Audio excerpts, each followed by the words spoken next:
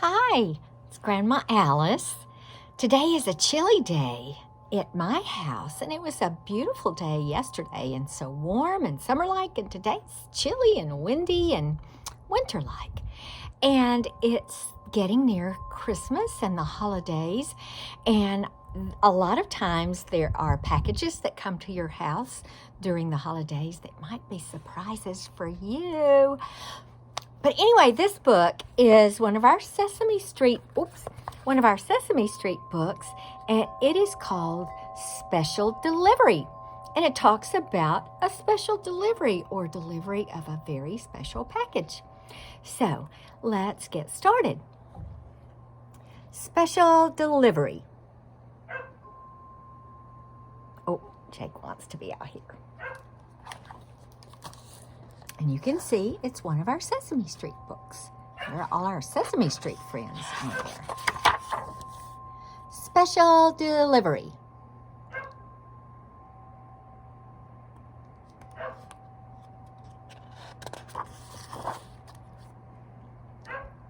It was Thursday afternoon on Sesame Street. Grover was showing some kids the difference between near and far. Big Bird was cleaning his nest. The Count was counting crates outside Mr. Hooper's store. Suddenly, the phone rang at Prairie Dawn's delivery service. She answered on the first ring. "Can you come over right away?" Ernie asked. "I have something to send Bert. He's gone to a convention, and he forgot to take it with him." "You called the right number," said Prairie Dawn. "We are experts in careful and speedy service."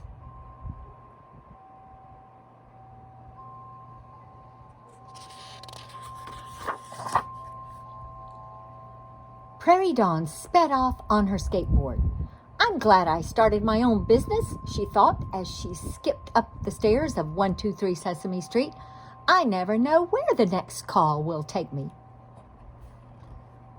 Ernie was in the kitchen, tying up a package. "Put your finger on this knot, will you please?" he said. "I want to make sure the string is good and tight. This is an important package."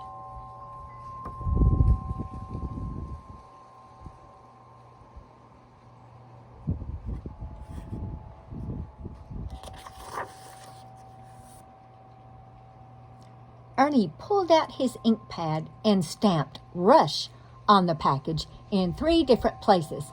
Next came a "Handle with care" label, then "Special Delivery." There were so many labels on the package that Prairie Dawn could hardly find the address. "Pinfeather Falls?" she asked in disbelief. "Yes," said Ernie. "That's where the Pigeon Fanciers Convention is held. Bert must be frantic without this, so please hurry, Prairie Dawn."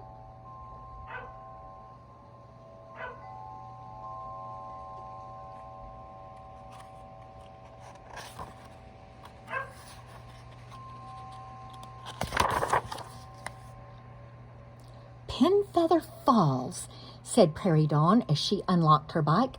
"That's quite a trip. I guess the first step is to get downtown." She hopped on her bike and rode off. Suddenly, she heard the thwop, thwop, thwopping of a flat tire. "Oops," she said. "No time to fix it now." Prairie Dawn got on a city bus and found a seat next to the window. "There's more than one way to get downtown," she thought.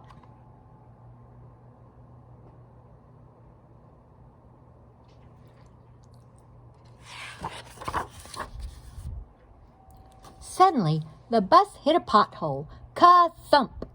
The package bounced out of Prairie Dawn's lap, flew out the window, and landed in the back of a dump truck full of trash. "Stop!" cried Prairie Dawn. The bus stopped, and she jumped off.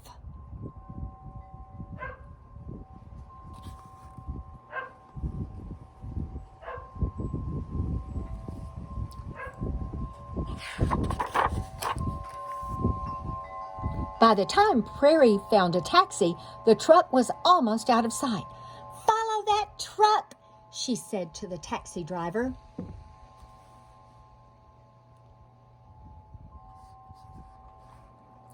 The taxi chased the truck through narrow streets down toward the river.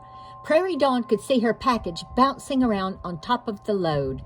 When the taxi turned a corner and pulled up to a dock, the dump truck was already parked and empty. "It's a good thing Ernie wrapped his package well," said Prairie Dawn as she watched it float down the river on a garbage barge.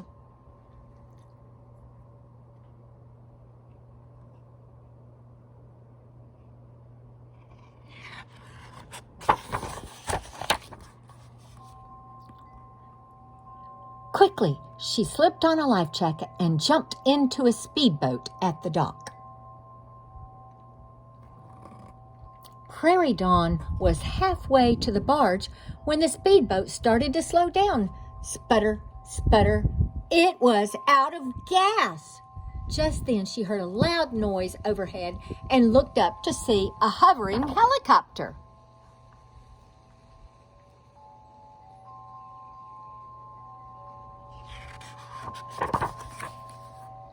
The pilot lowered a rope ladder, and she climbed up into the helicopter. "Thanks," said Prairie Dawn to the pilot. "Just drop me off at the barge, please, and here's my card. Maybe I can make a free delivery for you someday."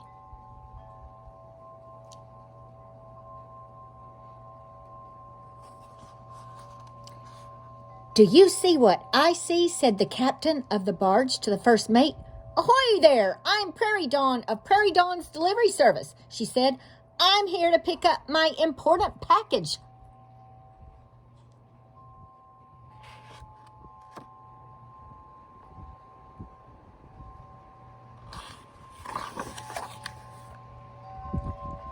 "And there it is!" she cried, snatching the package from the garbage heap. "I've never lost a package yet," she said, dusting it off. "Now, if I could just borrow your rowboat, please."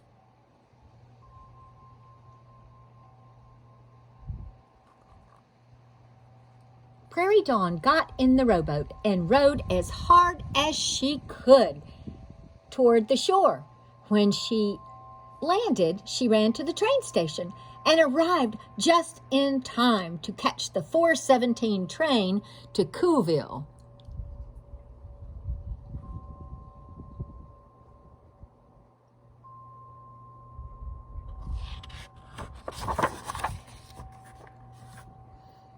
"Phew," she said when she found a seat on the train. Then she took out her map. There were no railroad tracks or roads between Cooville and Pinfeather Falls.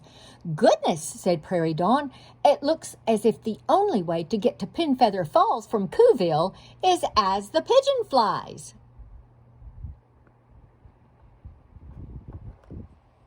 "Did you say Pinfeather Falls?" asked someone from across the aisle. "Yes," said Prairie Dawn. "I must get there right away. You are in luck. I am Melba T. Birdbrain, president of the Birds of a Feather Company, and I am on my way to Pinfeather Falls. Would you like to ride with me to the falls?"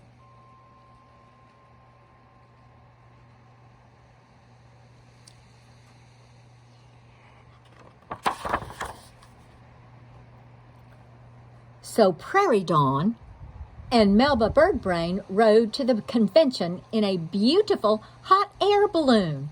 The Birds of a Feather flock of homing pigeons guided them to a safe landing in Pinfeather Falls.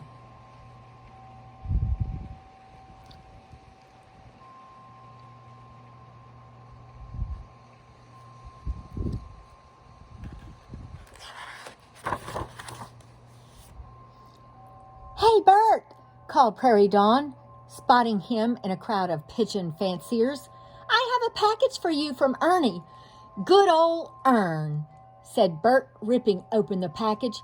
"He knew I forgot something important."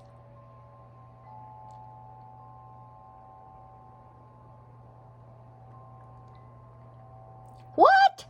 gasped Bert. "A picture of Ernie? Oh, no. I thought it might be my paperclip collection. I don't leave home without it." "Sign here, please," said Prairie Dawn.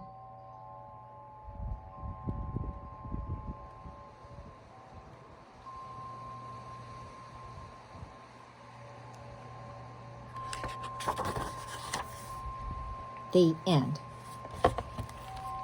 So Ernie sent Bert his picture.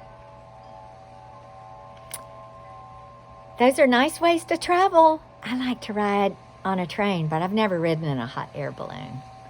I hope you have a great afternoon or a great morning or a great night whenever you see this story. And have a good one. Bye.